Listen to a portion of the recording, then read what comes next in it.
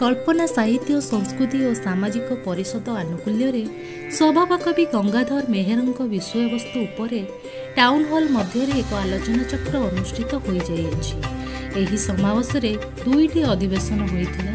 प्रथम पर्यायर कविता पाठोत्सव एवं द्वितीय पर्यायर विशिष्ट साहित्यक मानकठारु स्वभावकवि गंगाधर मेहरଙ୍କ विषय आलोचना एवं संवर्धना कार्यक्रम करा जायतिला।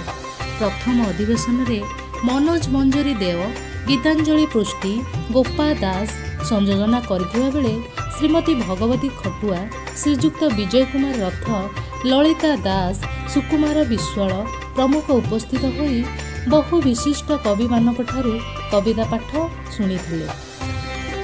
द्वितीय अधिवेशन में सभापति भावे सभा परिचालन करथिले शिक्षाविद समाजसेवी श्रीजुक्त शशधर पंडा। कार्यक्रम को उद्घाटन करथिले श्रीजुक्त केशव चंद्र राउत।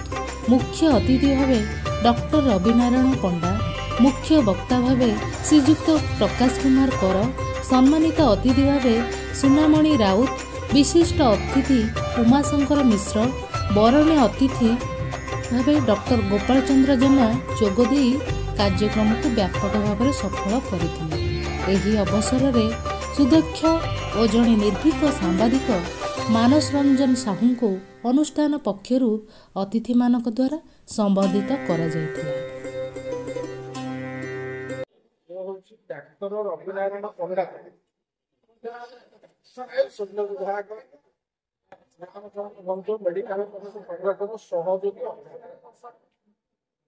कल्पना साहित्य संस्कृति अनुष्ठान द्वारा संध्या सभा कुंभमेला सहित गंगाधर मेहर जड़े धर्मपरायण व्यक्ति थे। गंगाधर मेहर पवित्र मास चलुची माघ पूर्णमी जाइए। आज हूँ द्वितीय तिथि। से जन पुण्यात्मा पुरुष थे।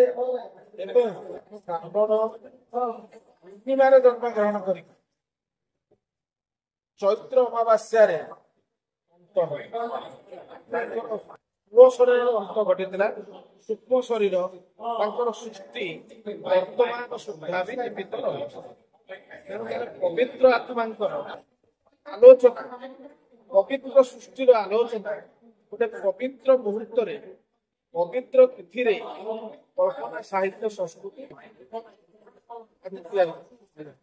आडम्बर भाव सुंदर आलोचना गंगाधर मेहर विषय सुंदर आलोकपात कवि गंगाधर मेहर सदा सर्वदा ओडिया भाषार चिर बंदनीय एवं चिर स्मरणीय छोटिया कथा एते सुंदर विराट नगर देखि नथिबा लोक पुरी सहर देखि नथिबा लोक जने विराट नगर वर्णना करछथि जहा एक शशधर पंडा समाजसेवी साहित्य आज कल्पना साहित्य संस्कृति परिषद कटक ऐतिहासिक जगह टाउन हॉल कार्यक्रम रखाई।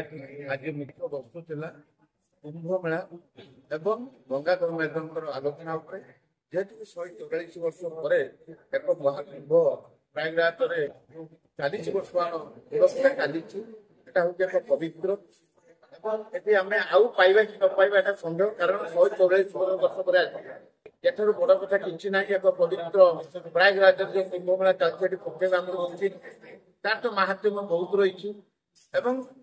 ओडार जे स्वभाव कवि प्रकृति कवि गंगाधर मेहर 62 वर्ष थे 62 वर्ष उपर से जो आम दिन दुखी थे आर्थिक जितने शोषण था शिक्षा भी अधिक ना किंतु साहित्य से शीर्ष स्थान अधिकार करते कारण इच्छा शक्ति थी आम ओडिया भाषा बढ़िया साहित्य को आगे नबार तार आज आलोचना आम प्रथम अधिवेशन कविता पाठ द्वितीय अधिवेशन से गंगाधर मेहर आलोचना होमर मुख्य अतिथि नियर सर्जन रविनारायण पंडा थे। मुख्य वक्ता युव विचारक थे प्रकाश कुमार प्राध्यापक उमाशंकर मिश्र एवं डॉक्टर प्राध्यापक सुनामणि राउत ओडिशा हाईकोर्ट उच्च न्यायालय सुपरिटेडेंट केशव चंद्र राउत एवं मुख्य संपादिका आमर मनोज मंजरी देव एवं संपादक गोपाल चंद्र जेना ଆନୁକୂଲ୍ୟରେ ଏ କାର୍ଯ୍ୟଟି ଆଲୋଚନା ମାଧ୍ୟମରେ ଖୁବ ସୁନ୍ଦର ଭାବରେ ହେଇଥିଲା। ଏ ଅନୁଷ୍ଠାନର ମୁଖ୍ୟ ହେଉଛି ଭାଷା ସାହିତ୍ୟ ସଂସ୍କୃତିକୁ ଆଗକୁ ନେବା ପାଇଁ ଏବଂ ସତତ ଚେଷ୍ଟା ଜାରି ରଖିଛନ୍ତି। ଆଗକୁ ମଧ୍ୟ ଭାଷା ସାହିତ୍ୟ ଯିବ, କାରଣ ଯୋଉ ଆମର ଓଡ଼ିଆ ଭାଷା ବଢ଼ିଆ, ଆମେ ସତତ ଚେଷ୍ଟା କରିବା ଭାଷାକୁ ବଞ୍ଚାଇ ରଖିବା ପାଇଁ।